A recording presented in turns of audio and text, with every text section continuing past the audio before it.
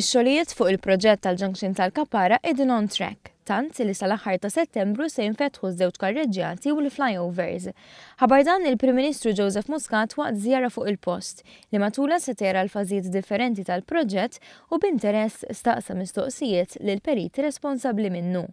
Inota b'sodisfazzjon li t-lestija tal-proġett se jkun fi żmien meta t-traffiku jkun fl-aqwa tiegħu, hekk kif it-tfal jirritornaw lura fuq il-bankijiet tal-iskejjel wara l-vaganzi tas-sajf.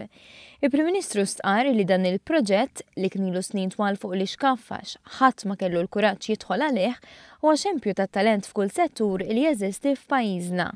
Rimarka wkoll kif matul it-twettiq tiegħu il-koordinament tant kien tajjeb li fl-ebda ħin ma nagħlqet għal kollox it-triq u t-traffiku baqa' għaddej b'ritmu tajjeb.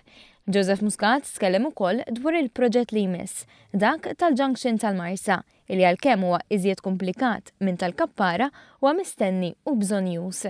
Dan flimkien mal-proposta mħabbra jimilu dwar l-ikbar proġett infrastrutturali f'pajjiżna, li jekk Joseph Muscat u l-gvern tiegħu jerġgħu jingħataw il-fiduċja fit-3 ta' Ġunju li ġej, sera ħidma fuq it-toroq kollha f'Malta u Għawdex u se jiswa xejn inqas minn 700 miljun euro.